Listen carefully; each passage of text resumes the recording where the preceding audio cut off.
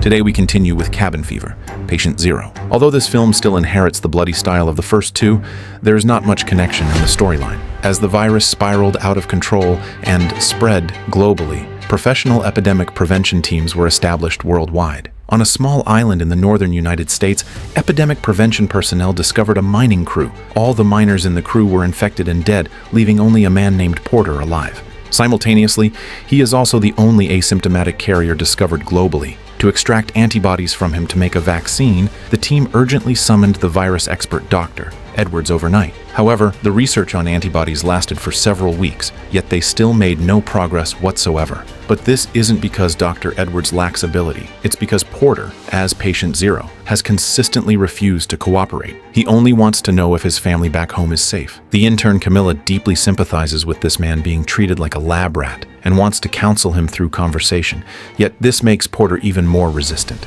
Because he's been locked up for so long, he doesn't even know if his wife and child are alive or dead right now. Moreover, as the only asymptomatic carrier, Porter has large amounts of blood drawn by Dr. Edwards every single day. It's fair to say the research team never treated him like a human being from the very beginning. Suddenly, another intern, Bridget, picked up the phone and said they had contacted Porter's wife and son, adding that his wife and son fully support this antibody research and consider him a great hero saving humanity. But Porter knew immediately this was Bridget talking nonsense. How could his closest loved ones be willing to let him suffer this torment? Since they were shameless enough to use his wife and son to deceive him, Porter also resolved not to sit idly by. He took advantage of everyone being busy, quietly removed a piece of wire from the fence, and then forcefully cut his palm to make it bleed. When the lab technician came in to draw blood and take samples, he directly used the wire to slash the other's protective suit and smeared his virus-infected blood on their face. Porter thinks, "Since you don't treat me like a human, then let's all suffer together." Dr. Edwards,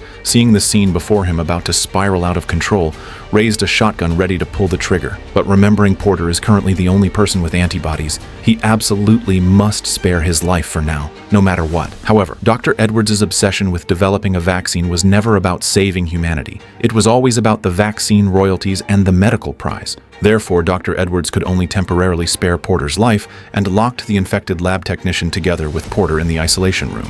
Fearing a virus leak, all research personnel were moved to a safe shelter, requiring 48 hours of observation before they could be released. The scene shifts, and the story enters the main plot. Marcus arrives at a seaside resort, busy preparing his wedding venue.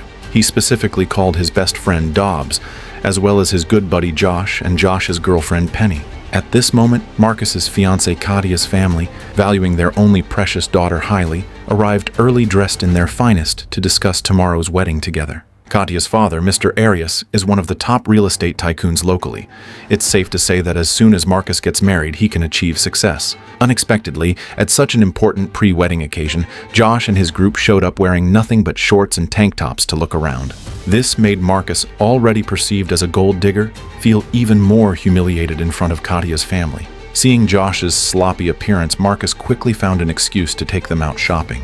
Along the way, Josh bought some local herbs from a street vendor. Meanwhile, Penny, wandering around, was suddenly grabbed by an old woman wearing a headscarf. Penny thought about buying a bracelet to wear for fun. She never expected the old woman to give it to her for free, muttering mysteriously that wearing it could ward off evil spirits, and giving it free would earn her merit. Since they didn't share a common language, they gestured for a long time before Penny roughly understood her meaning. Thinking it didn't cost anything anyway, she happily accepted the gift, completely unaware of what the warding off evil spirits implied. Soon, Dobbs and Josh took Marcus to the seaside pier, saying they had a big surprise for him. It was the so-called pre-wedding bachelor party. After all, Marcus was getting married tomorrow, taking on family responsibilities, and it wouldn't be so easy to hang out together later. As a rich girl, Katia had naturally seen the world and agreed without hesitation. She only asked Marcus not to go too wild, and specifically emphasized one thing: absolutely do not go to the island up north, because it had recently been declared a restricted zone,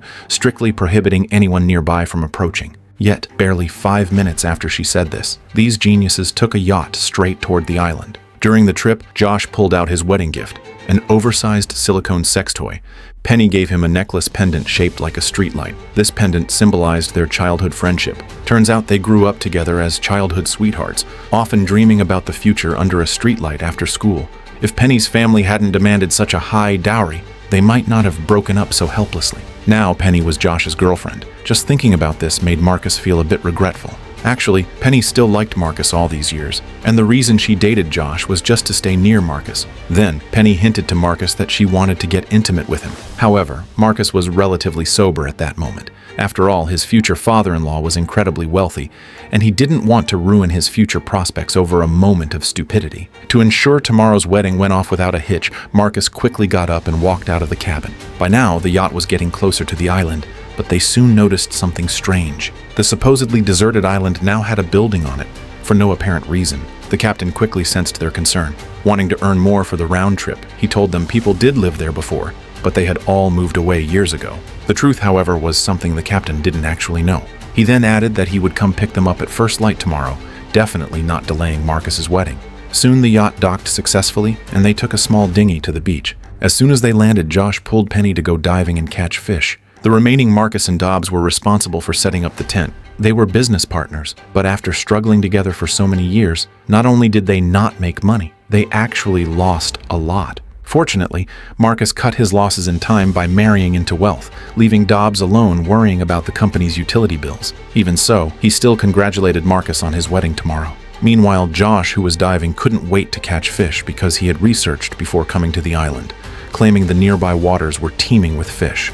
But after swimming for a long time, they saw nothing. Josh thought he might be swimming too shallowly, so he asked Penny to swim deeper with him. The next moment, massive amounts of dead fish appeared before their eyes. Since they couldn't find any live creatures, they soon returned to shore and told Dobbs what they had seen underwater. Josh seriously claimed there were sharks nearby, suggesting sharks had eaten all the small fish, leaving only bones. This successfully made Dobbs laugh, since when do sharks spit out bones after eating? Meanwhile, Penny awkwardly entered the tent, but while cleaning herself, she discovered large red patches on her skin, and blood inexplicably flowed from her nose. Back at the lab, the previously infected staff member had rotted beyond recognition after just 2 days. However, this provided Dr. Edwards with a new test subject to try the newly developed vaccine. But due to the earlier virus leak, most protective suits had been taken to the shelter, leaving only one suit in the lab. As the project lead, Dr. Edwards naturally wore the suit himself, instructing Bridget to assist him unprotected from behind. Bridget walked in dressed only in light clothing. The moment she started helping, the infected person vomited blood all over her due to the violent reaction between the vaccine and virus.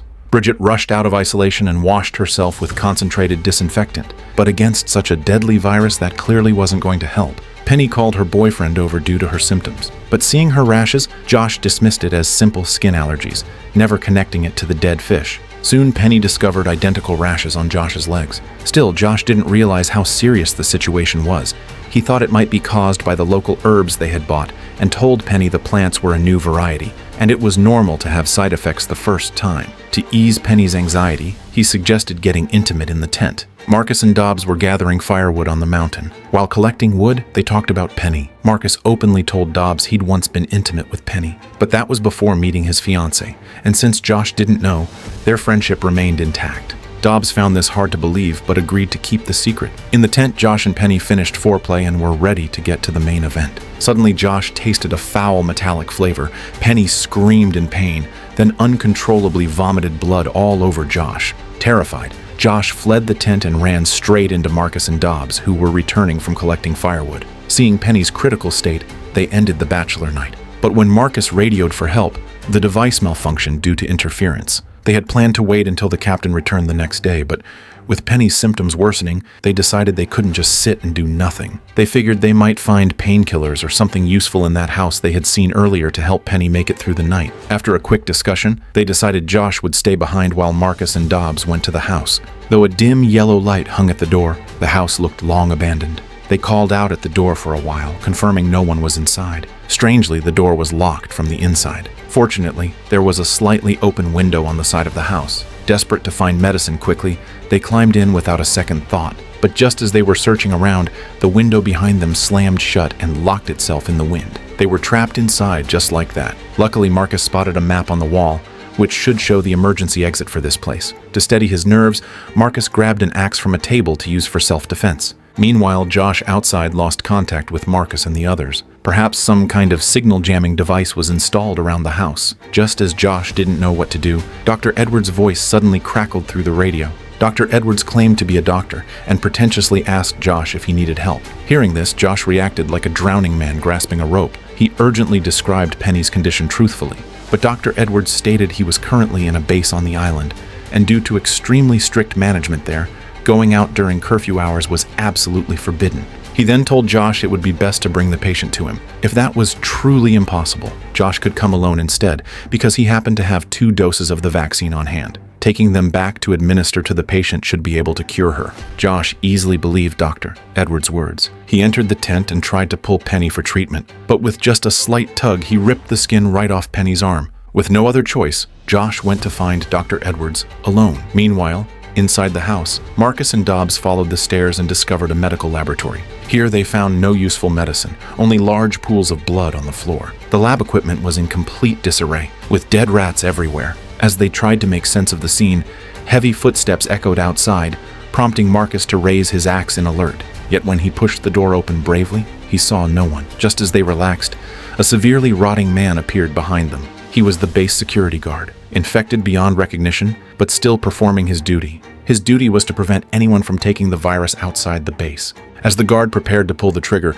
Marcus and Dobbs seized the moment and ran. But Dobbs tripped over something before they got far. Looking closer, they saw the hallway littered with half-rotted human corpses. Their decayed state resembled the security guard. They finally realized a major virus leak must have occurred in this lab. Suddenly, an infected survivor rose from the corpse pile, slowly approaching Dobbs. Panicked, Dobbs slammed the door shut, accidentally locking Marcus inside. Fortunately, Marcus had his axe and split the attacker's head in half. Dobbs soon faced trouble again, running straight into the security guard at a corner. The guard, operating under a shoot-on-sight policy, immediately raised his gun to kill Dobbs. But the guard's body was too decayed. He missed Dobbs, and the gun's recoil shattered his own arm. Dobbs narrowly survived and took the guard's pistol. Marcus found another lab, filled with virus research files. He learned the outbreak happened when rats licked Patient Zero's blood, spreading the virus widely. Meanwhile, Josh followed Dr. Edwards' directions to the base and bumped into Dobbs at the emergency exit. Seeing the fresh, pus-filled sores on Josh's face, Dobbs knew he was infected and threatened him with the pistol to stay away. Marcus witnessed Dobbs aiming at his friend and demanded an explanation. Dobbs urgently explained the virus was highly contagious. Before he could finish, Josh cut in, saying he knew he was infected, but Dr. Edwards had told him there was still hope and had sent him to collect the vaccine. But Marcus didn't buy it, saying they had searched the entire base and found no trace of any so-called Dr. Edwards. He then blamed Josh for failing to protect Penny. Dobbs heard Marcus say this and felt Marcus must still be hung up on Penny. So he revealed the matter about Marcus and Penny to Josh. Josh immediately got into a fierce argument with Marcus upon hearing this. Just as their quarrel grew more intense, Marcus suddenly elbowed Dobbs and seized the pistol from his hand. Seeing this, Josh and Dobbs instantly became frightened and proposed a truce, stating all grudges could be settled later if they survived first. Led by Josh, they successfully found a secret passage. There, they met Bridget, who came to assist them.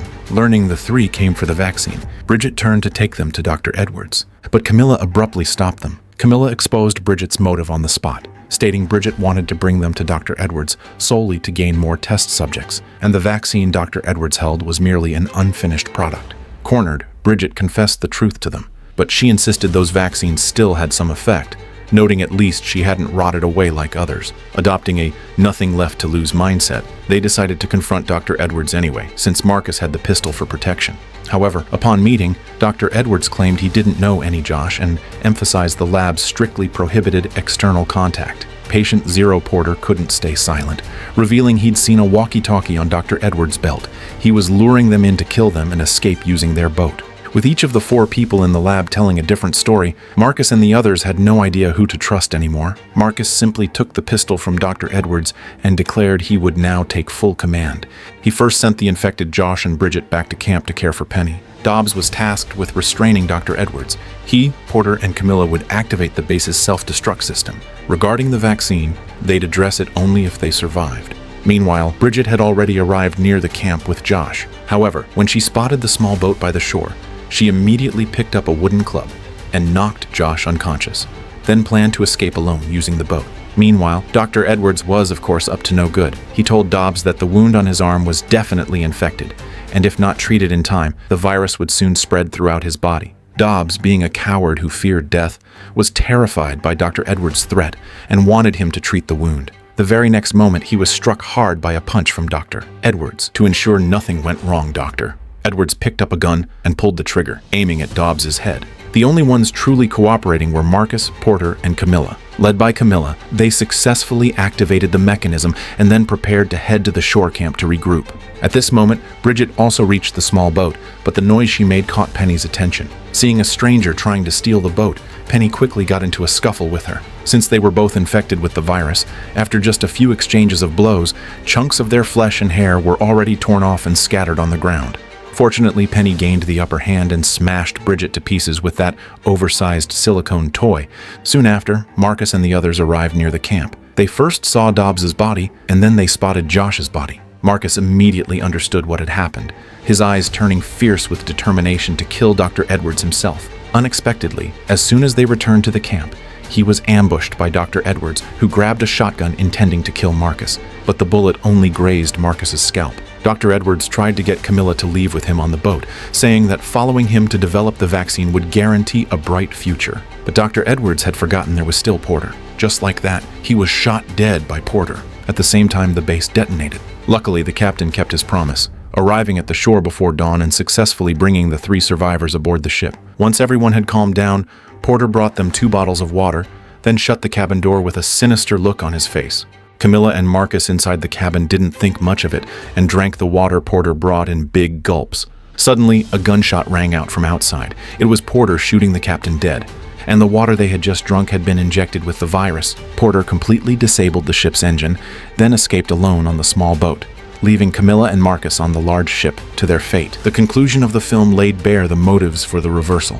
The fall of the research base was entirely orchestrated by Porter himself. He first fed the virus from his own body to lab rats, then stole Dr. Edwards' miniature radio. By constantly tuning the frequency, he successfully reached Josh and lured them to the base, enabling his own escape. This concludes the movie.